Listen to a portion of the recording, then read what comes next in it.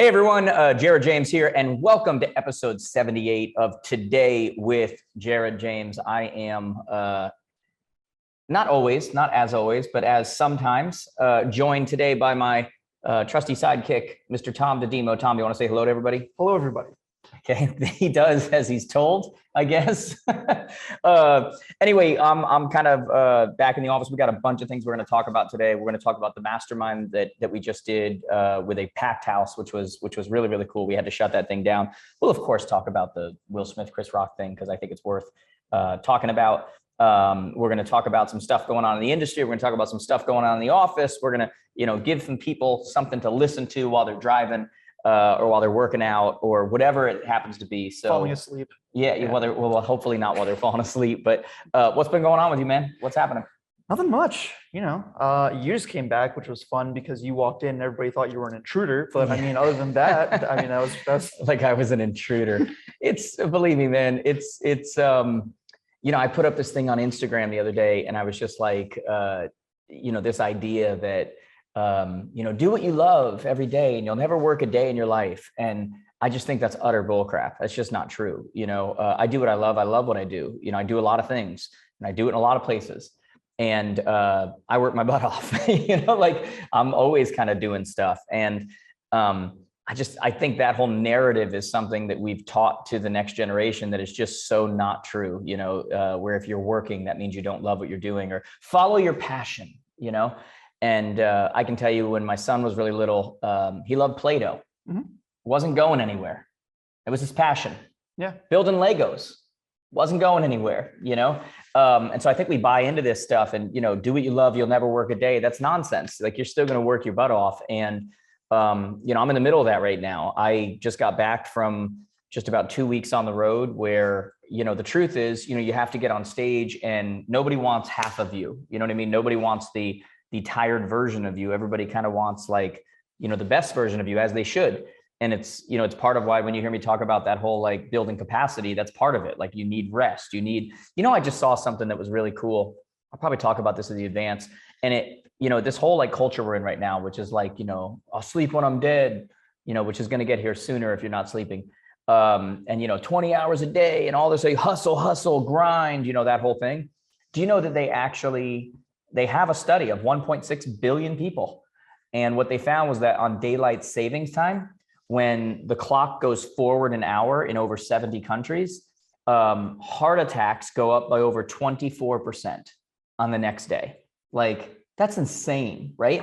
And when the clocks go back an hour and you gain an hour, heart attacks go down by over 21%. This is in over 70 countries, 1.6 billion people. Like, think about that for a second. That's insanity. Yeah. And it goes to show you just how important like this thing called sleep is and the capacity and all those kinds of things.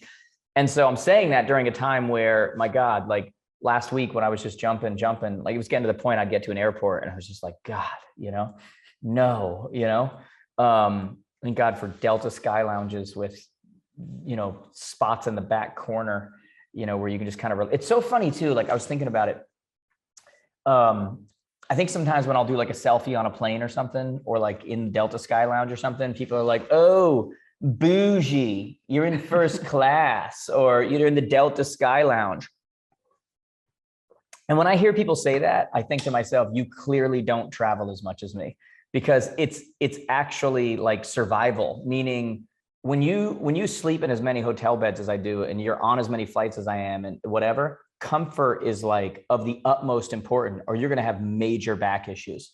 Like I want all of you to imagine for a second, you fly to Disney with your kids and you're in coach. Awesome. Your knees are up against the thing. It's very uncomfortable. You usually have a little bit of back issues while you're walking around, but no big deal. Now I want you to imagine doing that every day for 2 weeks. It's literally not healthy.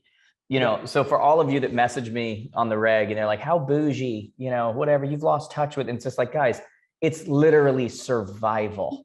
It's like, I have to be comfortable, or I'm going to be walking around on a stage with a walker, at the age of 40 and be like, hello, everybody. Your voice doesn't change based on seating now that I'm thinking about it. Or back issues. But it just seems right that when you get a walker, it does go. The voice has to change, yeah. Right? I feel like that's how it goes. A walker does that. I have certain beliefs, man. I've never met a thin Gus.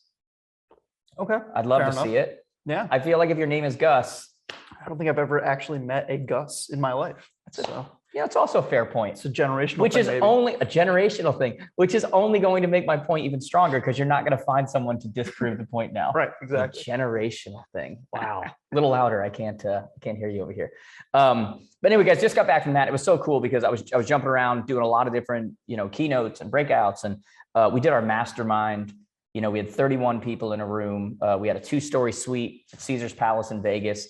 And honestly, it's one of, if not the most favorite thing that we do.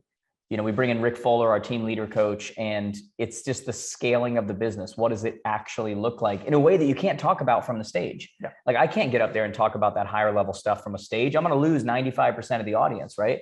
But for those that really want to learn how to run the business and scale and replace themselves and, all of that stuff, to close that potential gap, we get to talk about that stuff. And, we start off right off the bat and we go into finances and we talk about, the ways that the people around you actually pay for everything that you're doing. And I just see their eyes light up and their heads just like, what? Like this, so it cost them $5,000 to be in there. And I know a lot of them go, that's a real sacrifice. Like that's a lot of money. And then like within like 30 minutes, they're like, well, I'm good. That just paid for, I'm good. One of the ladies at the end, it was so cool. We spent full days talking about lead creation and structure and conversion and, what the building of the actual business looks like, the back end, the finances, all this stuff. And we were closing out on the second day and, we're packed in. I mean, I literally got like extra folding chairs. We were just as many people as we could put in here because post COVID, we hadn't been able to do this in years. And this one of the attendees there just raises her hand and I'm like, and she starts talking and she's like, I just want you to know, this has completely changed my life, like literally changed my life. And I keep getting these messages from people with the exact same thing. They're like, you've changed my trajectory. Like this, I didn't know what I didn't know, And so to be able to do that in the middle of, a very busy convention season, whatever, for me was somewhat invigorating. Like I needed that energy, to be able to we don't always get energy just from ourselves. We get it sometimes from giving to others. Right. Yep. And so to be able to hear that and whatever, just kind of gave me like renewed, like vigor. I was like, yeah, all right, got it. Like, this is why we do this. This is cool, And a lot of them have been messaging me since then and saying all the cool things that have happened and, all that kind of stuff. So it was a good time. We, as usual, went and did after day 2, we went for fun. I got us all reserved at Omnia, which for those of you who don't know is a nightclub in Vegas. I went in and I'm sad to say I did Irish goodbye. I was exhausted and got everybody in, made sure everybody was having a good time, and then decided to pull my magic act. Yeah, I was out. Nice. I was so done though.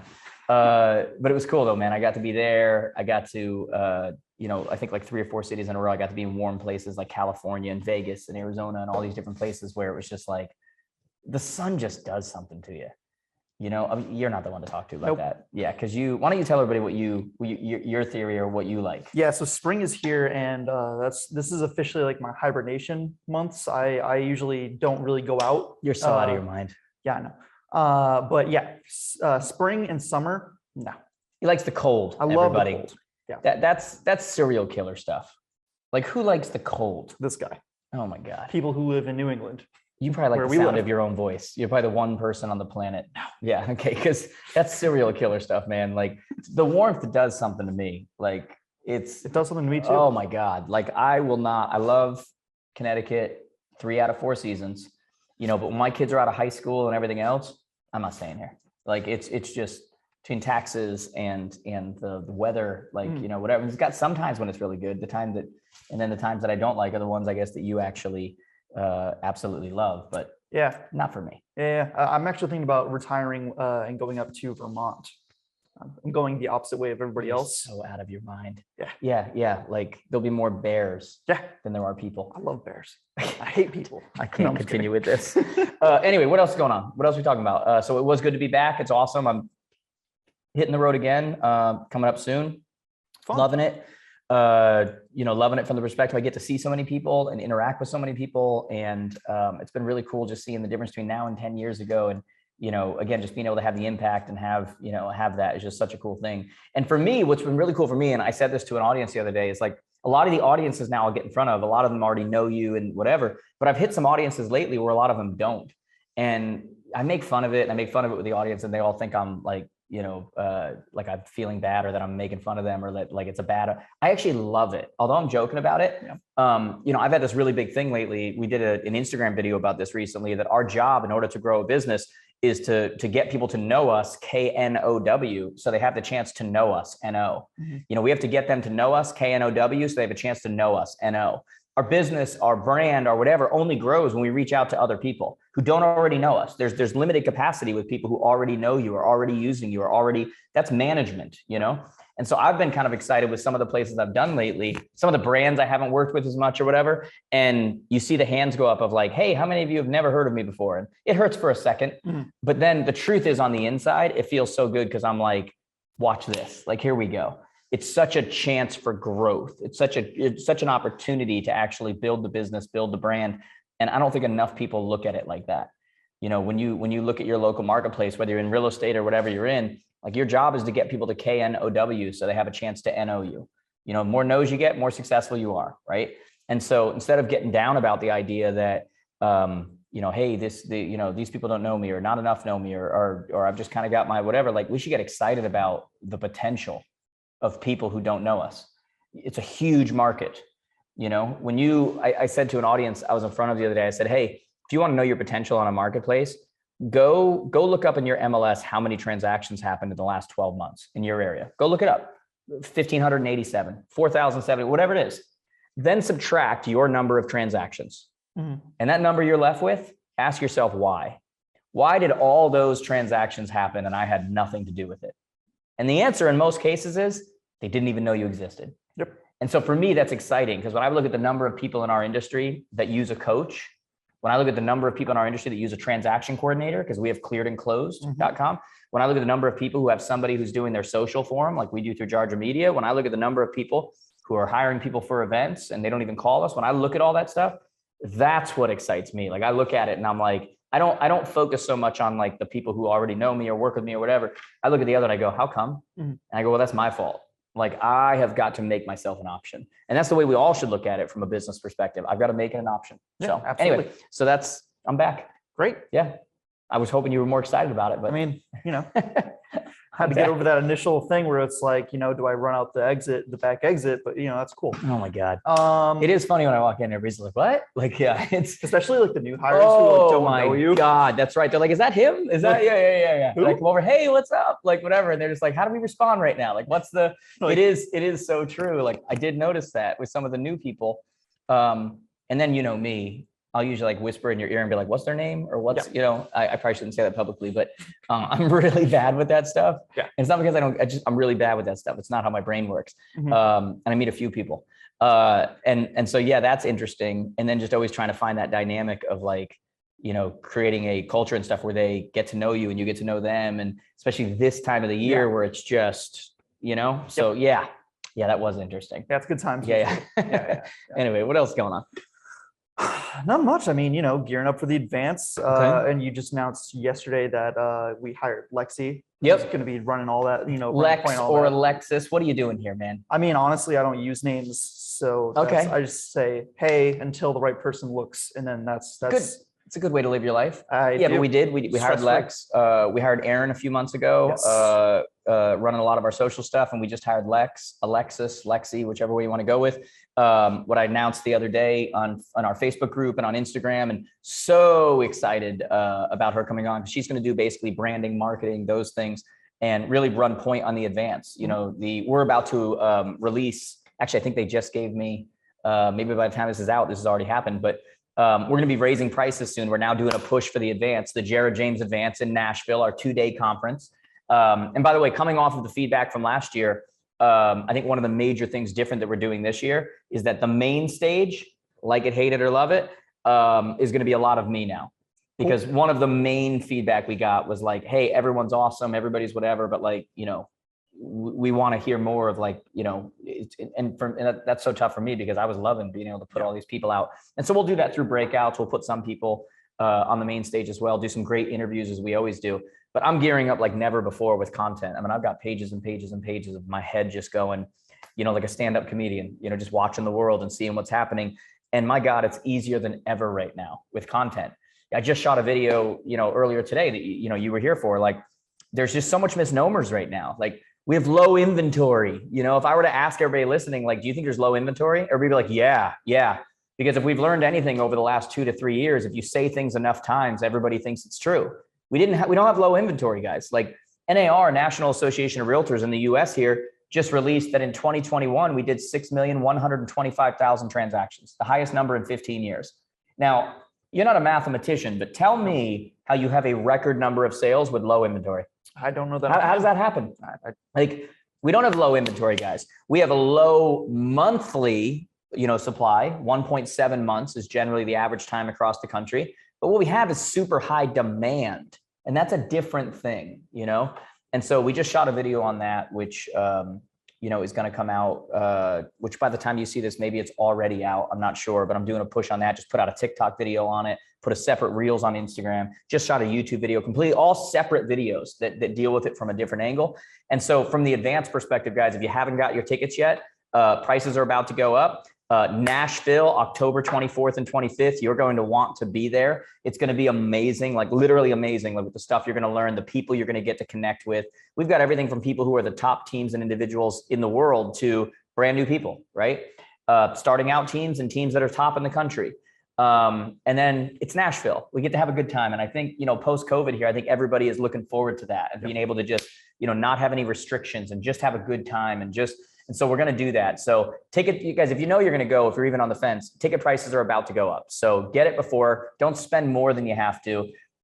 It's at jaredjamestoday.com/advance, or just go on our site or go on my Instagram or go on wherever and you'll see a link for it. But it's time to start ramping up now, guys. So make sure you get in there, make sure you get your rooms booked, because last year we ran out of rooms. The hotel's only so big.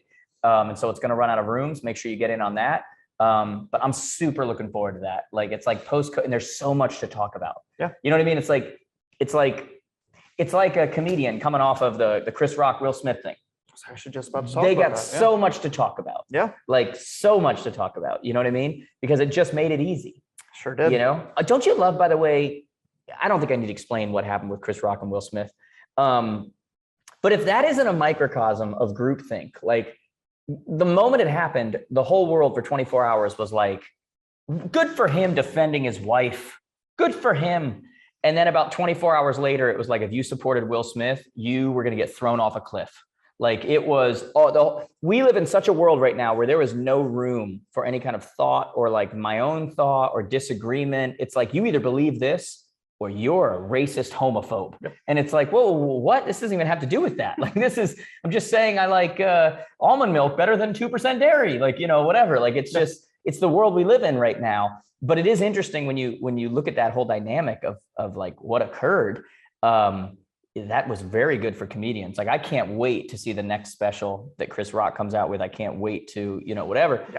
But my God, if that wasn't like an exposure of the Hollywood elite, like the fact, and I've always been a Will Smith fan, yep.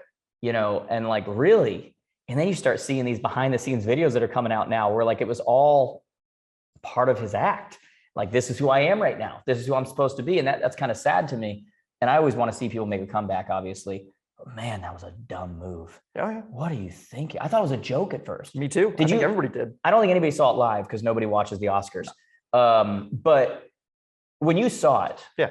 What were your thoughts? I mean, I really thought it was a joke until, you keep watching it. Yeah. Until he was yelling. Yeah. It was wild. Not only yelling, but you saw like his lip quivering. Oh, yeah. And you're like, this dude is, and the funny thing is he laughed at first. Right. And then he looked over at Jada. Yeah. And it was like, whoa, switch. Wow. Yeah. And he's like, and then he gets up and the crazy thing is they all give him a standing ovation. Yeah. Like, what are you talking about? Right. This man just assaulted somebody. Yeah. The world we live in today, since everything's equal and everybody's the same, imagine Chris Rock was a woman and Will Smith went up and did that. I would not. Any chance that he is allowed to stay? I think airing would have shut down in that moment. He would have gone to prison. Yeah. Right. Absolutely. That would have been like assault. Like, that would have been like, but because it was guy on guy, I was like, that's fine. I guess, we're going to give him a standing ovation and he's going to, whatever. I think everybody's saying Chris Rock handled it right, but like, and he did, but I think he was also in shock. Oh, 100%. Like, what do you do in this moment? And then they asked him, do you want him out? What's he supposed to say at that moment? Yeah. He's thinking about his acting career. and he's got all of these people, these A-listers supporting him in the moment, supporting Will Smith in the moment. That was one of the craziest things I think I've ever seen. Yeah. I mean, I'm trying to, I don't like to like speak in like, you know, whatever, and like, you know, go overboard, but like, I think that's one of the craziest things I've ever seen. That was nutty. Yeah. Like, what were you thinking? And I mean, there was a windup. He went for it. And then when you realize it wasn't an act, and you realize Chris Rock's like, wow, okay. And you realize that was real. Yeah. Wow. So we won't go any more depth in that because I think you all have heard about enough of that. But I'm interested to see what the next moves are. like, that was insane. It'll be fun. Yeah. It'll be fun to see. Yeah. Anyway, what else going on? I mean, speaking of fun things to see, Where's this going? the last going? the last like 2 months of the NFL have been absolutely nuts. I mean, as a Packers fan, especially where we didn't know where. Well, I thought your quarterback was going. going to be on my team. Yeah, I know. Aaron Rodgers. Yeah. A lot of people thought that. A lot of people in the office thought that too, and they were not shy about telling me that. Yeah. On a regular basis. In fact, I could see it change your mood. Yeah. But we got a younger version. The Broncos ended up getting Russell Wilson. Yep. Which I like him from the perspective of like, he seems like a good guy. Yep. I like that. You know, like I really wanted Watson, but then I was like, is he a good guy? I don't know. We don't know. Like, you know, like, I guess we'll find out. I mean, was it like 22 women? It was, yeah. I mean, there's a point where like, I realize we live in a world where like, if anybody just says anything, you're screwed. Little known story nobody knows about. I don't know if I should tell this right now. I've partied with Rob Gronkowski more than once. Nice. Okay. And the first time we did, and it's a long story, maybe for another podcast another day about how we met, but I hung out with him and his two brothers. Okay. And like basically everywhere we went, they said it was the Gronk brothers, and I was one of the brothers. There's only 3 of us. Nice. And I look like, remember that movie Twins with Danny DeVito and Arnold Schwarzenegger? Yeah. Look, guys, I'm an in shape guy. I'm above average height. Next to them, they look like they were ready to feed me. Like they were ready to pull out a nipple and feed me. Yeah. Like they're humongous individuals. Okay. Just humongous. Yeah. And why am I telling this story? Party. Oh. So we go, they're like, come with us, you know, and I thought us was their whole crew. Nope. Me, Gronk, and Gordy. Gordy is his other brother, who's still friendly with to this day. And we go out and hang out. We go to a nightclub, and I'm getting the Gronk treatment. Everywhere you go, you're just in, you know? Nice. So at one point in the night, I'm ready to call it a night. Like I'm done. So is Gronk. And he's about to leave with, you know, a couple people we didn't show up with. And I remember looking at his brother and just being like, dude, like, you can't let him do that. Like, we all know that they're saying that they're going to go with him, you know, but like, if one of them says that he did anything inappropriate or whatever, even though we know that they're willingly whatever, his contract's over. Yeah. It doesn't matter what actually happened. If they say it, it's over. Yep. And I thought it was the dumbest thing ever. And they're like, no, you know, it's fine, you know, whatever. And I'm like, I don't think it's fine. I think that's stupid. Like, you just signed $100 million contract. Like, that does not sound fine. So my point was, when you look at what's his name, Watson, Deshaun Watson. I always give people the benefit of the doubt. You know, it's like, believe her, believe him. Like let's just let the truth come out. Like, I don't know. None of us know. You know what I mean? It's like the Duke lacrosse kids whose lives were ruined, and it turned out it was all a lie. Yeah. Now that's not usually, but I'm just saying, like, I just always kind of reserve until we get some more facts, until we get some more, you know, whatever. But 22 women. It's a lot. I mean, unless they're all from the same family, like that's, you know, that's a bit of, you know, that seemed a little off. Like, and by the way, when I hear 22, it's probably more like 36 because everyone didn't come forward. Yeah. You know what I'm saying? So that was, I didn't really want him just for that reason. Yeah. I don't want to have to root for a guy that, you know, like I'd be so torn because I'd want to win. I don't want him to do well, but like, we need touchdown. Like, you know what I mean? Like, it's, you know, like, I just don't want him. Yeah. You know, I want to root for a guy that I feel like is a good guy. Yeah. And I know in sports that's difficult because, you know, not a lot of those, but it's not a lot. I feel like Russell Wilson maybe. I think so. Could be wrong, but maybe. I like him. Yeah. He's a good guy. But you had a decent offseason, other than the fact you lost your number one receiver. Adams. Were you about to move on? No. I was actually about to move on to that because I'm still heartbroken. Yeah. It's all right though. You know, that was moving a shocker. On. Yeah. That was a shocker. Yeah. Went to Oakland. No, Las Vegas. Yes. Well, whatever. I guess. Sorry. Yeah. I mean, we have plenty of wide receivers if you need one. That's nice. Yeah. You want Aaron Rodgers? Yeah. No, we're good. You might be backing up right now if he came to Denver. Yeah. Anyway, what else, man? What else are we talking about? I mean, I think we checked off everything on the list. Wait, I love the fact you're looking down like there's a like this. Well, first off, what is this chicken scratch you got going on right It's here? my cursive. What does this say right here? What is that? That's NFL stuff. NFL stuff. And what's this right here? Spring is here. Spring is here. That doesn't Spring's seem here. like it's very. It's not very important. That was one of those things that I Employee mentioned. initiatives. Oh, good call. Yeah. Good Employee Lord. initiatives. Yes. You have one job. That's right. One job. That is actually my one job. So look, if I've learned one thing by running companies, especially when it comes to younger people, like I've said this lately, and it's just true. Like people don't generally look for a career anymore; they look for their next job. Yeah. And you know, that becomes especially tough when like I'm going all over the place, and it's tough to connect with people, and it's tough. So we've made kind of a concerted effort now. You and I met the other day. Yep. We've got some initiatives We do. that we are implementing to try to get me more connected to people, and you know, however that's possible. And you know, if there's one thing that's true, I mean, you can always match a salary or do money or whatever it is, but you know, that's not the number one motivator for everybody. Like a lot of people, it's, you know, it's getting, you know, approval or getting recognition or, you know, feeling like they're, you know, doing something that matters or getting. And so we're just trying to look at all these different things and saying, hey, like, you know, what can we do? Like, what are the things that we can do? And how do we do more company outings, you know, where we get to actually connect with people and, you know, I get to connect with them and see them on a you know, on a level other than YouTube. You know, it's like, here I am, like, we're just hanging, we're, you know, whatever. What were some of the things we're talking about doing for some fun? We were talking about going to some sports games, talking about That's like, always fun. you know, bowling, laser tag, all that stuff. I'll tell you right now, if we're going bowling, Yeah. I'm going to go practice beforehand and you guys aren't going to know it. Like, I'm not going in there embarrassing myself because here's what I know about me bowling. Yeah. Okay. I'm a 300 or a 72. You're 300 with the things up and then like the bumpers. No, those just get in the way. Oh, okay, gotcha. Now, obviously I'm not a 300. You guys get what I'm saying, but I'm legit a 232 or a 72. Yeah. Because I don't know when I developed it, but I have this spin and I go lefty just to show off. I'm right-handed. No, I'm just kidding. I'm left-handed. To give everybody a chance. No, I'm a lefty.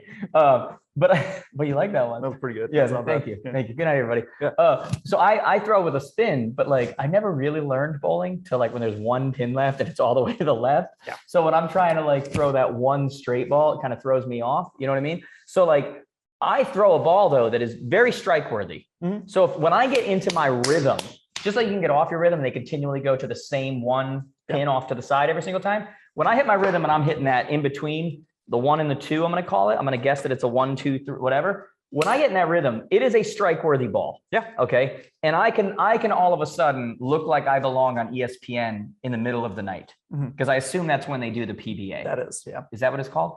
I think so. Okay. Yeah, I don't know. I can look like that, right? Yeah. And when I get in that rhythm, holy crap, eyes are looking over. It looks like I know what I'm doing. I mean, I am on a roll. Yeah. The problem is the difference between that rhythm and just a little off to where I'm getting a lot of open frames.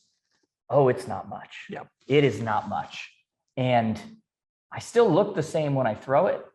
My reaction is different. My reaction. By the way, you know what I get pissed about more than anything? Because when you hit that rhythm where you're finally hitting the right spot on the frame, like this right spot on the oh my God, guys, you never thought you'd hear me talking about this, but like when you hit it just right, and they all don't go down. Oh yeah. There's like 2, like you did everything right. Yep. There's a life lesson there. And it's like this one and this one like spread out to where there's no chance at a spare anymore, but you did everything right. The ball hit right. You're ready to kick the leg back. Like you just hit a strike and it does that. Oh my God. There's almost nothing that makes me as angry because it's like I did what I was supposed to do. Yeah. You know what I mean? It'd be like if you worked throughout the week and then we got to the end and I was like, no paycheck. You don't, there's no reward for the work this week. Yeah. Yeah. That's kind of how I feel about it. I get that. Yeah. Not that anybody cares, but you know, that's one of those like games where you're just like after it's all done, you're just kind of like, all right, we're going again. It's almost, you know, it's like I saw a golfer the other day and he's like, he had a bad score and he's like, I'll be honest, I hit the ball well. I don't know. It's like sometimes things are just out of your control, right? It's why we say with our students and everything, right? It's why we say you focus on lead measures, not lag measures. Yep. You know, if you focus on results, you'll get frustration. If you focus on process, you'll get results. because sometimes you can't control the results, you know? So you just got to focus on that repetition of over and over and over and hitting the right spot. And then ultimately what happens over the course of time, you're going to have a great bowling score. Over the course of time, you're going to have some good number of transactions but you can never with that one, there's just variables that are outside of your control. Like, what are you going to do? Right. Yep. So there's a bowling analogy. Maybe I'll save that one for the advance because I know that's one that's really going to kick. Like a lot of people are going to stand up and be like, I'm a bowler. Don't you think? A lot of closet bowlers? Maybe. Yeah, probably not. Probably not. But anyway, anything else we got to discuss, guys? I've got to go watch my son do lacrosse. I got to go watch him play lacrosse because he's in high school now, which is nutty. I know for a lot of you that have followed for years, my older son is like eye to eye. He's in high school and games are played right after school rather than the weekends. Believe me, we still have plenty of weekend stuff, but I got to get to his. Anything else we need to discuss today? Anything else? I'll never forget when he passed me in height. Oh, I mean, it doesn't take much. I'm 5'6", but that was. You're talking about Grayson. Yeah. Yeah. You know who else won't forget? Who? Grayson. Yeah. Yeah. Noah might be. I think he might be. Noah might be taller than I think you he now. is taller than me. Yeah. I think last time we checked, that was like probably around this time last year. Yeah. He's gotten bigger. Yeah. He's 100%. And no, Grayson, Grayson will tower now. Yeah. Grayson will give you some shade. Yeah. No. That's on brand. Not only from the sun, but also from the joke. He'll throw some shade at you. I understand. Yeah, we'll get in the car and he'll be like, see that? Or he might stand next to you and poke his chest out. Yeah. You know, like he feels really good about it. You know, and every day they check against me and I'm like, guys, that's not how it works. Yeah. It's not an overnight thing. You know, although I don't know. I don't know if I'm gonna be like, I don't know if I'm gonna check it much longer with Grayson because he's right there. Yeah. But then I also don't know. I don't think I'm gonna race him again. Because look, I'm very fast. Okay. Sure. I'm also aging. Sure. I'm not. I mean, look, put me at his age. Let's go. Yeah. It's go time. Okay. But he's getting to like the man speed level. Yeah. Where it's like he's not just like fast for a kid. Now he's getting fast. Yeah. You know what I'm saying? Like, I learned that lesson the hard way. Yeah. And I don't like, I remember the moment my mother would no longer arm wrestle me. Yeah. So she could say I never beat her. Sure. And I feel like I might need to be getting to that soon. Do you remember that Seinfeld episode? No. Where the guy's like, I choose not to run because he won the last race and he's never going to lose again. I feel like we're getting there. That is how I live my life. We raced a little while ago and it was, I'm not gonna lie, it was closer than I expected. And I was like, oh crap. And now I see him on the field and he's like the fastest kid out there. And I'm like, oh crap. Like this is happening now, you know? Yeah. And the funny thing is, again, this won't add anything to your guys' business. Noah, my younger son, he's sneaky fast. Yeah. He's like the fastest kid on his lacrosse team. And like, he was never like an athlete or like played that stuff or whatever. And now he went into lacrosse. He's trying to learn it. You know, he's doing a great job learning and the whole thing. But like when they do their races, he's fast. Oh yeah. And what I love about that is I've always said, like, if you're a great shooter, you know, like Steph Curry has off days. You know what I'm saying? A football guy drops the ball. Speed never had a bad day. True. There's no such thing as an off day with speed. If you're fast, every day you're fast. True. Every single day, you know? So there's the wisdom for you guys on this. Is there any closing words you have, or do you want me to, I'm going to close it out for you guys? Do it. Okay. Well, there you go. Do it. Okay. I mean, that's a good one. Guys, I appreciate you watching this. We got some other episodes that are going to be coming up soon here too. We were all over the place today. Hopefully that was a little entertaining for you. We gave us your thoughts on a couple different things. I meant what I said though, guys. If you haven't scheduled to come to the advance yet, I'd love to see you there, guys. It's going to sell out. We're going to start doing major pushes on that now. That's in October, which is going to be here quicker than we know. Okay. And I can just tell you from behind the scenes, yeah, you're not going to hear this kind of stuff on stage. I'm not going to talk about my bowling acumen. I'm not going to talk about any of that.